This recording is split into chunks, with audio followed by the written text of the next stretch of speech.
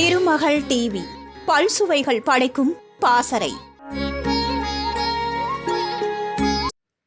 இரும்பு பாத்திரத்தில் சமைக்கும்போது என்னென்ன தவறுகள் செய்யக்கூடாது என்பதை இந்த பதிவில் தெரிந்து கொள்வோம். சமையலறையில் இன்றியமையாத பகுதியாக இரும்பு சமையல் பாத்திரங்கள் இருந்து வரும் நிலையில் இதில் சமைப்பதால் எண்ணற்ற ஆரோக்கிய நன்மைகள் இருக்கின்றது. ஆனால் இரும்பு பாத்திரத்தில் சமையல் செய்யும் முன்பு சில விஷயங்களை மனதில் வைத்து கொள்ள வேண்டும். மேலும் சில தவறுகளை இதில் செய்யவே கூடாதாம். அதை தற்போது தெரிந்து கொள்வோம். இரும்பு பாத்திரத்தில் சமைக்கும் போது எலுமிச்சை சாறு, சிட்ரிக் மற்றும் அசிட்டிக் உள்ள பொருட்கள் எதையும் சேர்க்கக்கூடாது. இவை உணவுக்கு உலோக சுவையை சேர்க்குமாம். மேலும் இரும்பு பாத்திரத்தில் சமைத்த பொருட்களை சமைத்த பின்பு அப்படியே வைக்காமல் வேறு பாத்திரத்திற்கு மாற்றி வைக்க வேண்டும்.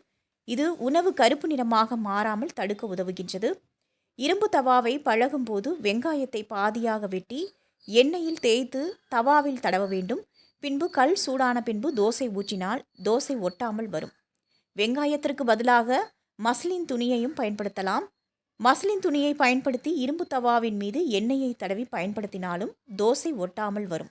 திருமகள் டிவியை லைக் செய்து உங்கள் நண்பர்களுக்கும் ஷேர் செய்வதுடன் சப்ஸ்கிரைப் செய்து ஆதரவு தாருங்கள்.